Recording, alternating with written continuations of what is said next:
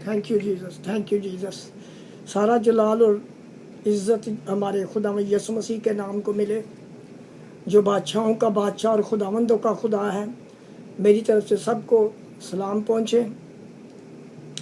आज हम गौर करना चाहते हैं कि बाइबल में से हम देखेंगे कि आखिरी दिनों में खुदावंद यीशु मसीह किन लोगों से जंग करता है। हम देखते हैं कि यशाया 66 बाब 1 से 6 आयत के मुताबिक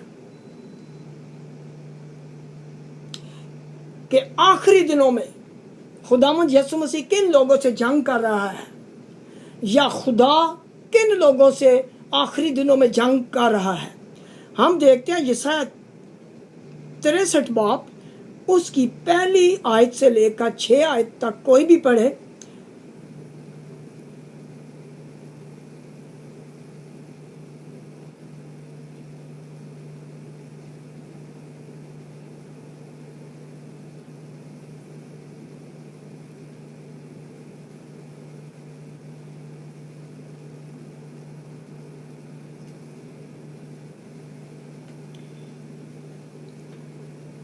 यशाया की किताब उसका 66 बाब 63 बाब 63 बाब सॉरी ना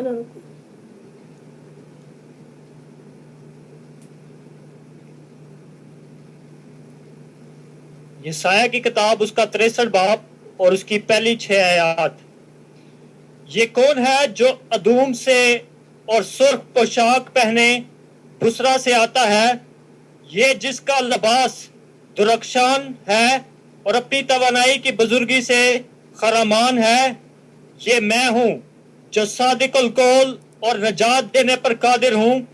तेरी पोशाक क्यों सुर्ख है, तेरा लिबास क्यों उस शख्स की मानिद है जो अंगूर होश में रोंता है। मैंने तन तनहा अंगूर होश में रोंदे और लोगों में से मेरे साथ कोई ना था। हाँ, मैंने उनको अपने कहर में लताड़ा और अपने जोश में उनको रोंदा, और उनका खून मेरे लिबास पर छिड़का गया, और मैंने अपने सब कपड़ों को आलूदा किया, क्योंकि इंतकाम का दिन मेरे दिल में है और मेरे खरीदे हुए लोगों का साल आ पहुंचा है। मैंने निगाह की और कोई मददगार ना था, और मैंने ताजुब किया कि कोई संभालने वाला ना था।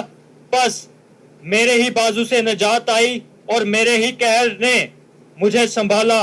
हाँ, मैंने अपने कहर से लोगों को लताड़ा और अपने गजब से उनको मदहोश किया और उनका खून जमीन पर बहा दिया। आमीन आमीन। यानी कि आप देखते हैं कि ये जो हमारा खुदावंद है, जो अपने आप को सादिकुल कौल कहता है, यहाँ अगर कोई यहूदी पढ़ेगा तो वो कहेगा कि ये खुदावंद यहोवा के बारे में बात हो रही है, क्योंकि सादिकुल कौल सिर्फ खुदा बाप है, जो खुदा है, जिसने आसमान और ज़मीन को पैदा किया है। और अगर कोई क्रिश्चियनों से सवाल करेगा तो वो कहेंगे ये तो हमारा खुदावंद खुदा है, यस्सु बादशाहों का बादशाह है।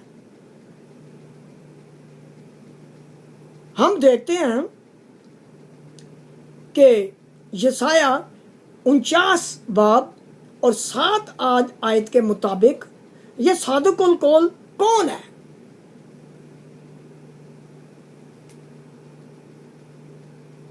कोई भी पढ़े, सादिकुल कौल कौन है। यशाया 49 बाब उसकी 7वीं आयत के मुताबिक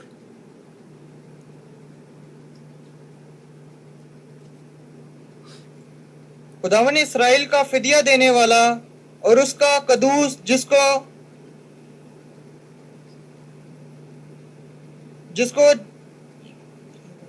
जिसे इंसान हकीर जानता है और जिससे कौम को नफरत है और जो हाकिमों पर चाकर है, यूं फरमाता है कि बादशाह देखेंगे और उठ खड़े होंगे और उमरा सजदा करेंगे खुदावन के लिए जो सादिकुल कौल اور اسرائیل کا قدوس ہے جس نے تجھے برگزیدہ کیا.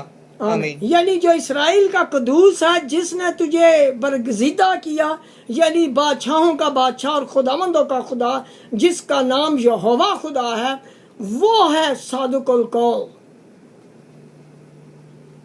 اور وہ صادق القول ہے جو جسے ہم یہوہ خدا کہتے ہیں، جو کہ اسرائیل کا خدا ہے. وہ کہتا کہ میں نجات دینے پر قادر ہوں. اور اس سے کہا گیا کہ تیری پوشاک کیوں سرخ ہے، تیرا لباس کیوں اس شخص کی مانند ہے جو انگور حوض میں روندتا ہے. میں نے تنہا انگور حوض میں روندے اور لوگوں میں سے میرے ساتھ کوئی نہ تھا. اور یہ کہاں سے آتا ہے؟ یہ ادوم سے آتا ہے، یہ بزرا سے آتا ہے. اور آپ کو پتہ ہے کہ بزرا کہاں ہے اور ادوم کہاں ہے. اب ہم دیکھتے ہیں کہ یسایہ 34 باب اس کی پہلی 9 آیات کو ہی پڑھے، بڑی صاف صاف پڑھے مہربانی سے. یسایہ 34 باب اس کی پہلی 9 آیات، کہ جو خدا کے دل کی باتیں آپ تک پہنچیں گی، تو اس کا کلام.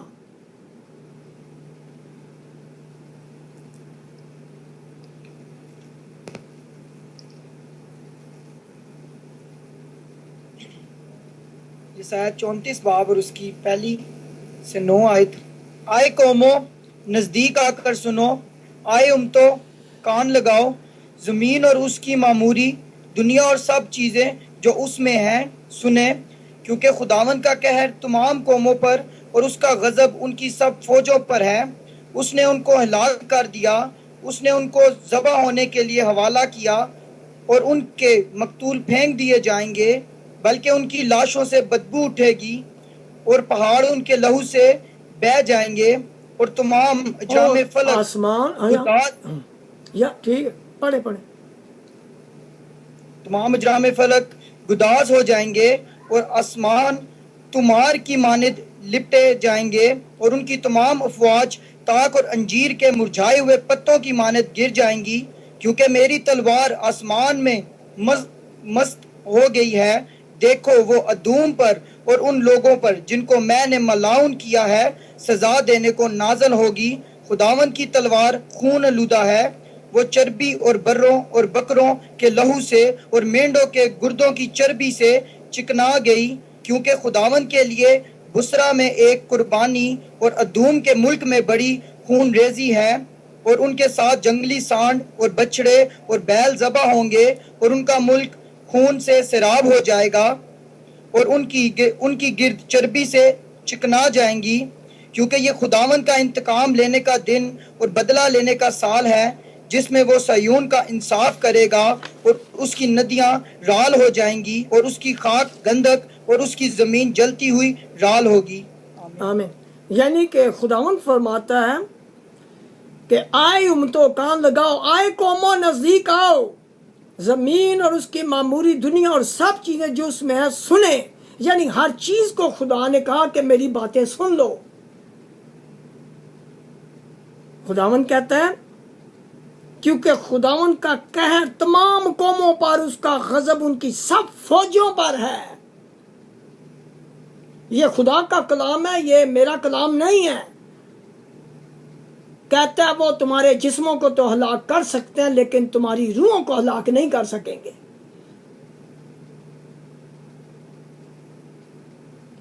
خداوند فرماتا ہے کہ اس کا غضب ان کی سب فوجوں پر ہے. اس نے ان کو ہلاک کر دیا، اس نے ان کو ذبح ہونے کے لیے حوالہ کیا، اور ان کے مقتول پھینک دیے جائیں گے، بلکہ ان کی لاشوں سے بدبو اٹھے گی، اور پہاڑ ان کے لہو سے بہہ جائیں گے. یہ ایک مثال دی گئی ہے کہ بہت خون بہے گا. یہ مطلب نہیں ہے کہ پہاڑ بہہ جائیں گے. یہ ایک مثال دی گئی ہے کہ بہت زیادہ بلڈ شیڈ کیا جائے گا، یعنی خون گرایا جائے گا، لوگوں کو مارا جائے گا، لوگوں کو قتل کیا جائے گا، فوجیوں کی تباہی ہو جائے گی. خدا خود ان سے لڑے گا. اور کہتا ہے کہ آسمان تمہار کی مانند لپیٹے جائیں گے، یعنی کہ جب بڑے بڑے جو بم ہوتے ہیں وہ گریں گے تو جیسے ان کے لیے ایسے لگے گا جیسے آسمان کے جو ہے لپیٹا جا رہا ہے۔ یہ مثال دی گئی ہے کہ بہت زیادہ خرابی ہوگی، یہ ان لوگوں کے لیے جو وہاں بستے ہیں، یہ بہت خطرناک ہے۔ اور لکھا ایکسکیوز می اور ان کی تمام افواج تاک اور انجیر کے مرجھائے ہوئے پتوں کی مانند گر جائیں گی۔ یہ خداوند کا فیصلہ ہے، یہ ہمارا فیصلہ نہیں ہے، یہ خداوند